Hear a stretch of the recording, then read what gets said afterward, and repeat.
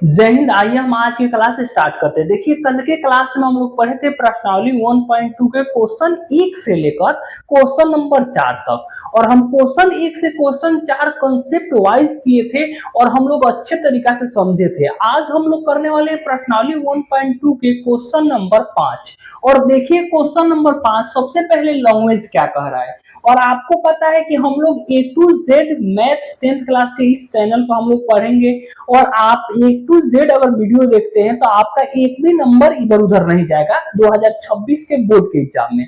आइए हम क्वेश्चन को समझते हैं। क्वेश्चन कह रहा है, ध्यान दीजिए, कि जांच कीजिए कि क्या किसी प्राकृत संख्या n के लिए, यहाँ पर कह रहा है 6n, इसका मतलब क्या हुआ 6n अंक 0 पर समाप्त हो सकती है। आइए हम इसको समझते हैं। सबसे पहले आप ये समझिएगा कि प्राकृत संख्या क्या होती है। आपको पता है कि हम प्राकृत संख्या किसे कहते हैं। हम लोग गिनतियों की संख्या को क्या बोलते हैं, प्राकृत संख्या बोलते हैं। जैसे मैं बोलूं 1 2 3 4 5 6 डॉट डॉट, ये सब संख्या कौन सी संख्या है, प्राकृत संख्या है। अब एक बात और आप बताइए कि प्राकृत संख्या को हम लोग n लिख सकते हैं, कोई दिक्कत नहीं है। तो हम प्राकृत संख्या को हम लोग नेचुरल नंबर को n से ही सूचित करते हैं, और इसको हम स्मॉल n या हम लोग कैपिटल n या स्मॉल n कोई भी लिख सकते हैं, कोई दिक्कत नहीं है। अब एक बात आप और बताइए, क्वेश्चन कह रहा है कि 6n पर समाप्त होगी, यानी 6 तो 6, और n का मतलब क्या हुआ, n का मतलब एक भी हो सकता है, 2 3 5 7 6, मतलब कुछ भी हो सकता है। n का मतलब है कि ये प्राकृत संख्या है, मतलब इसका पावर कुछ भी हो सकता है, उससे मतलब नहीं है। लेकिन हमें 6n किस पे समाप्त होगी, 0 पर समाप्त होगी कि नहीं होगी, ये आपको बताना है। सबसे पहले हम लोग प्राकृत संख्या समझ गए। सेकेंड हम आपसे बात पूछूं कि आप मेरे को ये बताइए कि वो ऐसा नंबर बताइए जो 0 पर समाप्त होती है। जैसे मैं बोलूं, क्या एक नंबर है जो 0 पर समाप्त होती है, आप बोलिए बिल्कुल नहीं, 2 बिल्कुल नहीं, 3 बिल्कुल नहीं, 4 होती है क्या, बिल्कुल नहीं। 0 पर समाप्त होने वाला नंबर कौन होती है, 10। आप देखिए लास्ट में 0 है, यानी ये 0 पर समाप्त हो रही है। आप देखिए, अगर मैं लिखूं 20, ये भी 0 पर समाप्त हो रही है। मैं लिखूं 30, ये भी 0 पर समाप्त हो रही है। मैं लिखूं 40, ये भी 0 पर समाप्त हो रही है। मैं लिखूं 50, ये भी 0 पर समाप्त हो रही है। 60, ये भी 0 पर समाप्त हो रही है। यानी 0 पर समाप्त होने वाला ये सब नंबर है। अब मैं एक कंसेप्ट निकालू, और याद रखिएगा, एक कंसेप्ट हम इस नंबर को निकाल दिए ना, तो इस पे जितने भी क्वेश्चन आते हैं ना, सारा क्वेश्चन बन जाएंगे। बस आपको एक बार मैथ्स में कंसेप्ट पकड़ने की जरूरत होती है। चलिए हम आपको कंसेप्ट सिखाते हैं कि कंसेप्ट मैथ में बनता कैसे है, और यही इसीलिए हम इतना कथा कहानी कह रहे हैं। नहीं तो ये क्वेश्चन मात्र 5 सेकंड के लिए भी नहीं है, 5 सेकंड में सॉल्व हो जाएगा। लेकिन मैथ्स में सिर्फ रटंत विधि और घटंत विधि नहीं समझना है, हमें मैथ्स में कंसेप्ट निकालना है कि अगर ऐसे क्वेश्चन फ्यूचर टाइम मिले, उसको हम चिटकियों में बना देंगे। इसीलिए हम आपको ये कंसेप्ट बता रहे हैं। देखिए, अगर हम 10 की बात करें तो 10 का अगर हम फैक्टर तोड़ते हैं तो ये क्या होता है, 5 गुणे 2। अगर हम 20 की बात करते हैं तो 20 का फैक्टर तोड़ते हैं तो ये हो जाएगा 10 गुणे 2, और ये हो जाएगा 5 गुणे 2। अगर मैं 30 का फैक्टराइजेशन करता हूं तो ध्यान दीजिए, 30 का फैक्टराइजेशन क्या होगा, 10 गुणे 3, और ये हो जाएगा 5 गुणे 2। इसका मतलब मैं समझाना ये चाह रहा हूं आपको कि वही नंबर 0 पर समाप्त होगी जिसके अंदर, जिसके अभाज्य गुणनखंड में 2 और 5 अनिवार्य रूप से शामिल हो। आप देखिए 10 में 5 और 2 शामिल है, आप देखिए 20 में भी 5 और 2 शामिल है, आप देखिए 30 में भी 5 और 2 शामिल है। आप दुनिया का कोई ऐसा नंबर उठा लीजिए जो 0 पर समाप्त होगी, जो शून्य पर समाप्त होगी ना, उसमें 5 और 2 अनिवार्य रूप से शामिल होगी। अगर जिस नंबर में 5 और 2 शामिल नहीं होगी ना, वो शून्य पर समाप्त नहीं होगी। जैसे मैं एक नंबर लूं, जैसे में आप देखिए 9, इसको हम फैक्टर करें तो 3 3 का 9, ये 0 पर समाप्त नहीं है। जैसे मैं बड़ा नंबर लूं, आप बड़ा देखना चाहते हैं, जैसे मैं लूं 264, आप 264 का फैक्टर तोड़िए और देखिए कि इसमें 2 और 5 कभी नहीं होंगे। 2 होंगे लेकिन 5 नहीं होंगे, क्योंकि हमें अनिवार्य रूप से 2 और 5 दोनों की जरूरत है।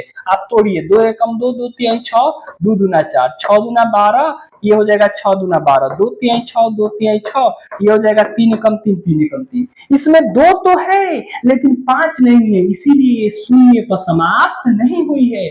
मतलब ये आप कॉन्सेप्ट समझ गए कि शून्य पर वही नंबर समाप्त होगी जिसमें 2 और 5 शामिल हो। यही हम आपको समझाना चाहते थे। और आप अब ये बता दीजिएगा किसी भी व्यक्ति को कि शून्य पर वही नंबर समाप्त होती है जिसके अभाज्य गुणनखंड में 2 और 5 अनिवार्य रूप से क्या हो, शामिल हो। इतना बात मैं आपको क्लियर कर चुका कि प्राकृत संख्या क्या होती है, कौन से नंबर 2 और कौन सा नंबर शून्य पर समाप्त होती है। तो हम यहाँ पर लिखेंगे क्या कि हम लिखेंगे अभाज्य गुणन खंड में किसी संख्या में अनिवार्य रूप से 2 और 5 शामिल हो तो वह संख्या शून्य पर समाप्त होगी। ये बात हम कॉन्सेप्ट से निकाले और ये बात आप भी समझे कि अभाज्य गुणनखंड में किसी संख्या में अनिवार्य रूप से 2 और 5 शामिल हो तो वो संख्या किससे समाप्त होगी, वो संख्या शून्य पर समाप्त होगी। और यही कॉन्सेप्ट हम आपको निकालने वाले थे, बताने वाले थे, इसीलिए इतना हम कथा कहानी आपको बताए। ये बात, ये जो नोट की बातें हैं ना, आप कभी मत भूलिएगा कि 2 और 5 उसी जब जिसमें 2 और 5 शामिल होगी वही नंबर शून्य पर समाप्त हो सकती है। अब क्वेश्चन देखिए, क्वेश्चन ऐसे चिटकी में खत्म कर देंगे। क्वेश्चन कह रहा है कि 6n शून्य पर समाप्त होती है। आप 6n का फैक्टर तुलिएगा तो ये क्या होगा, 2 गुणे 3 यानी 2 के पावर n और 3 के पावर n। और n मतलब आपको पता है प्राकृत संख्या 1 2 3 कुछ भी हो सकता है। आप ध्यान दीजिए एक बात कि 6 का जब हम फैक्टर तोड़े ना तो इसमें 2 तो है लेकिन बाबू 5 नहीं है। और मैं आपको बताया था कि जिसमें 2 और 5 दोनों होगा वही शून्य पर समाप्त होगी। लेकिन 6n में 2 तो है लेकिन 5 कतई नहीं है। तो हम कहेंगे कि ये जो 6n है वो शून्य पर समाप्त नहीं होगी। तो हम लिखेंगे यहाँ पे कि 6n के अभाज्य गुणनखंड में 2 शामिल है लेकिन 5 शामिल नहीं है, इसलिए 6n शून्य पर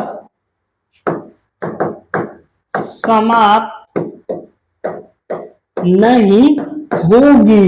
ये बात आप समझ गए कि हम लिखें कि 6n के अभाज्य गुणनखंड में 2 शामिल है लेकिन 5 शामिल नहीं है, इसलिए 6n शून्य पर समाप्त नहीं होगी। और यही मेरा क्वेश्चन का क्या रहा, सॉल्यूशन रहा, यही मेरा क्वेश्चन का सॉल्व रहा। ऐसे हम एग्जाम में करेंगे और ये कंसेप्ट आपको हमेशा याद रखना है ताकि कभी भी फ्यूचर टाइम इस पे क्वेश्चन मिले तो आप इजीली तरीका से क्वेश्चन कर सकते हैं। मुझे उम्मीद है कि आप ये क्वेश्चन एकदम अच्छे से समझ गए और किसी व्यक्ति को भी समझा दीजिएगा। आइए अब हम चलते हैं क्वेश्चन नंबर 5 कर लिए तो क्वेश्चन नंबर 6 पर। आइए सबसे पहले हम इसको इरेज करते हैं सेलेक्ट करके, उसके बाद हम चलते हैं क्वेश्चन नंबर 6 पे। चलिए आइए हम करते हैं क्वेश्चन नंबर 6। और क्वेश्चन नंबर 6 आप बाबू ध्यान से पढ़िएगा। कह रहा है कि व्याख्या कीजिए कि 7 गुणे 1 गुणे 3। आप यहाँ पे थोड़ा सा ध्यान दीजिए, जो क्वेश्चन टाइपिंग हुआ है ना यहाँ पर मिस टाइपिंग हो गया है। यहाँ पर क्वेश्चन में ये है आपके एनसीईआरटी के बुक में कि 7 गुणे 11 गुणे 13 और प्लस में 13 है। तो यहाँ पर ध्यान दीजिएगा, ये क्वेश्चन है। अब व्याख्या कीजिए कि 7 गुणे 11 गुणे 13 प्लस 13 और 7 गुणे 6 गुणे 5 गुणे 4 गुणे 3 गुणे 2 गुणे 1 प्लस में 5 भाज्य संख्याएं क्यों है? बाबू सबसे पहले आप ये बताइए कि भाज्य संख्या क्या होती है, उसके बाद से हम क्वेश्चन सेकंडों में करेंगे।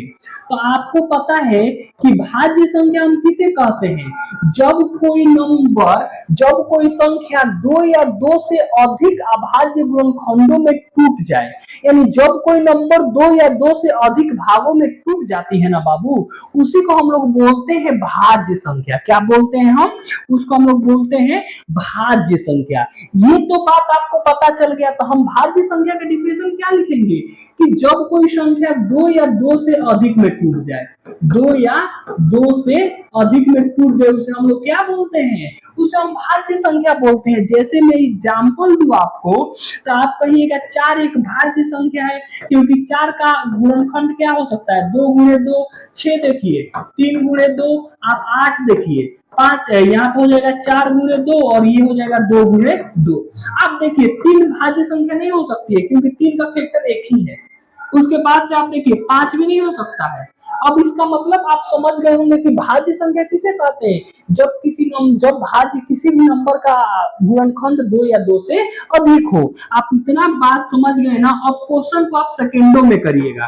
क्वेश्चन कह रहा है कि आप इसको बताना है कि भाज्य संख्या है तो क्यों है। क्वेश्चन दूसरा कह रहा है कि इसको आपको बताना है कि ये भाज्य संख्या है तो क्यों है। सबसे सिंपल सी बात, हम इसको क्या कर लेंगे, यहाँ पर लिख लेंगे कि क्वेश्चन क्या दिया है, 7 गुणे 11 गुणे 13 और प्लस में 13। आप यहाँ पे एक बात कॉमन देखिएगा बाबू, इसमें 2 नंबर कॉमन है, एक यहाँ 13 है, एक यहाँ 13 है। क्यों ना हम 13 को बाहर कर लें, तो ये हो जाएगा 7 गुणे 11 और 13 कॉमन कर लिए तो कितना बचा बाबू? 1। और प्लस में हम कितना लिख देंगे? 1। इसका मतलब कि 1 में हम 13 से करेंगे तो 13 ही आएगा। अब गुणा हम करेंगे तो ये हो जाएगा 13 और ये 7 में 11 से करेंगे तो 11 7 77 और 1 बाबू जोड़ेंगे तो ये कितना होगा? 78। यानी ये आ गया 13 गुणे 78। और आपको पता है कि ये 2 नंबर में टूट गया। अब आपको पता है कि जब कोई संख्या 2 नंबर में टूट जाती है ना, उसे भाज्य संख्या कहते हैं। तो हम लिखेंगे ये कौन सा संख्या है? ये भाज्य संख्या है, क्योंकि ये 2 नंबरों में क्या हो गई है बाबू? टूट गई है। इसी प्रकार से हम क्वेश्चन 2 को भी ऐसा ही सेकेंडों में कर लेंगे। क्वेश्चन कह रहा है, ध्यान दीजिए कि 7 गुणे 6 गुणे 5 गुणे 4 गुणे 3 गुणे 2 गुणे 1 और प्लस में कह रहा है 5। अब यहाँ बाबू एक बात आप ध्यान ये दीजिएगा ना कि दोनों में कॉमन नंबर क्या है? इसमें भी बाबू 5 है और इसमें भी 5 है प्लस के बाद। तो हम 5 क्यों ना बाहर निकाल ले, 5 बाहर निकाल लेंगे तो ये हो जाएगा 7 गुणे 6 और 5 निकाल लिए तो बाबू 1 बचा, गुणे में 4 गुणे में 3 गुणे में 2 और प्लस में 5 हम कॉमन कर लिए तो 5 की जगह पर बाबू क्या बचा? 1। अब ये 5 का 5 और सबको गुणा कर लीजिए तो ये हो जाएगा 7 छक 42 और 42 में 4 से गुणा करेंगे तो ये हो जाएगा 4 दूना 8 4 चौका 16 168। 168 में आप यहाँ पर ध्यान दीजिए 3 दूना 6, आप 6 से गुणा कर दीजिए तो ये हो जाएगा 8 छक 48 के 8 हाथ में लगा 4, 6 छक्के 36 4 40 के 0 हाथ में लगा आपका 4, 6 एकम 6 और 6 एकम 6 और ये बच गया 6 4 कितना हो गया? 10। यानी 1008 में बाबू आप 1 जोड़िएगा तो ये हो जाएगा 1009। कितना हो जाएगा? 1009। इसका मतलब हुआ कि ये आ गया 5 गुणे 1009। अब ये भी 2 भागों में टूट गया तो हम इसको बोलेंगे कि ये कौन सा संख्या है बाबू? ये भाज्य संख्या है। और इस टाइप से अगर कोई भी क्वेश्चन मिले ना तो हम इतने कॉन्सेप्ट समझकर और ये क्वेश्चन इजीली तरीका से बाबू कर सकते हैं। तो मुझे उम्मीद है कि ये क्वेश्चन आपको क्लियर हुआ। अब चलिए हम चलते हैं क्वेश्चन नंबर इस एक्सरसाइज के लास्ट क्वेश्चन नंबर 7 पे। चलिए सबसे पहले हम इसको इरेज करते हैं। ध्यान दीजिए, चलिए आइए क्वेश्चन नंबर हम करते हैं 7। क्वेश्चन नंबर 7 कह रहा है कि किसी खेल के मैदान के चारों ओर एक वृत्ताकार पथ है। पथ मतलब होता है कि बाबू रास्ता है। इस मैदान का एक चक्कर लगाने में सोनिया को 18 मिनट लगते हैं। जबकि इसी मैदान का एक चक्कर लगाने में रवि को 12 मिनट लगते हैं। मान लीजिए वे दोनों एक ही स्थान और एक ही समय पर चलना आरंभ, एक ही दिशा में चलते हैं, कितने समय बाद पुनः आरंभिक स्थान पर मिलेंगे।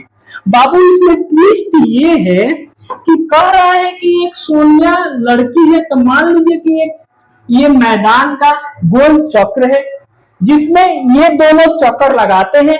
अब ट्विस्ट ये है ना बाबू कि सोनिया एक है, मान लीजिए कि ये आपका ड्रीम गर्ल सोनिया है जो बहुत ही क्या है, खूबसूरत है।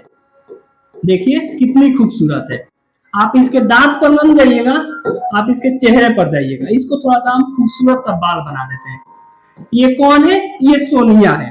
ये सोनिया एक चक्कर बाबू लगाती है, यानी ये एक झंडी है जहां से दोनों व्यक्ति चक्कर लगाते हैं, रवि भी सोनिया भी। लेकिन सोनिया एक चक्कर लगाती है ना, तो इसको 18 मिनट लगते हैं। कितने मिनट लगते हैं, 18 मिनट। चलिए हम एक खूबसूरत सा बेचारा रवि को बना देते हैं। तो एक खूबसूरत सा ये लड़का है, लड़की नहीं लड़का, कौन है, रवि। देखिए बहुत खूबसूरत, कौन सा है ये रवि है। और ये कौन है, ये सोनिया है। तो सोनिया एक चक्कर लगाती है तो 18 मिनट, लेकिन रवि एक चक्कर लगाता है बाबू तो 12 मिनट। मान लीजिए कि यहां से रवि यहां आया और यहां मिल गया तो 12 मिनट। क्वेश्चन में कह रहा है कि कितने समय बाद पुनः आरंभिक स्थान पर मिलेंगे। यानी कहने का मतलब ये है बाबू कि सोनिया अगर 2 चक्कर लगाएगी ना तो इसको 36 मिनट लग जाएंगे। लेकिन अगर रवि बेचारा 3 चक्र लगाएगा, क्योंकि 12 3 36, तब इसको 36 मिनट लगते हैं। यानी ट्विस्ट यही है कि रवि अगर इसको 3 चक्कर लगाता है तब इसको कितना मिनट लगते हैं, 36 मिनट। लेकिन सोनिया 2 चक्र लगाती है ना, 2 बार घूमती है ना, तब उसको कितना लगता है, 36 मिनट का समय लगता है। यानी कहने के बाद कि 36 मिनट बाद दोनों तो एक ही स्थान पर मिलेंगे, लेकिन वहां पर सोनिया 2 बार घूम चुकी होगी और रवि कितने बार घूमा होगा, 3 बार। सिंपल सी बात है। तो हम इस क्वेश्चन को अगर बोर्ड के एग्जाम के दृष्टि से करें, अगर सॉल्व करिए तो मान लीजिए कि प्रैक्टिकली हुआ, अगर इसको थ्योरेटिकली करें तो हम 12 और 18 का क्या ले लेंगे, एलसीएम ले लेंगे। तो ये हो जाएगा 9 दूना 18, ये हो जाएगा 3 तिरिका 9 और ये हो जाएगा 3 एकम 3। 12 को हम लोग तोड़ेंगे तो ये हो जाएगा 6 दूना 12, 2 3 6 और ये हो जाएगा 3 एकम 3। हम लिखेंगे 18 बराबर 2 गुणे 3 गुणे 3। हम लिखेंगे 12 बराबर 2 गुणे 2 गुणे 3। हमको निकालना क्या है, एलसीएम। अब एलसीएम निकालेंगे तो जो सबसे ज्यादा होगा उसी को लेंगे। यहाँ देखिए 2 यहाँ पे 2 गो है, यहाँ पर 1 गो है, तो ज्यादा वाला लेंगे। तो यहाँ पर ले लेंगे 2 गुणे 2। यहाँ पर 3 2 गो है, यहाँ पर 1 गो है, तो ज्यादा वाला लेंगे। यहाँ लिखेंगे 3 गुणे 3 और सबको मल्टीप्लाई कर लेंगे। तब 2 दूना 4, 4 3 12, 12 3 36। यानी 36 मिनट बाद से वे एक ही स्थान पर मिलेंगे। तो ऐसे हम क्वेश्चन को सॉल्व कर देंगे। तो इस तरीका से हम तो एग्जाम में सॉल्व करेंगे। ये तो मेरी अपना क्या हो गया, एक प्रैक्टिकली हुआ, एक सोच हुआ।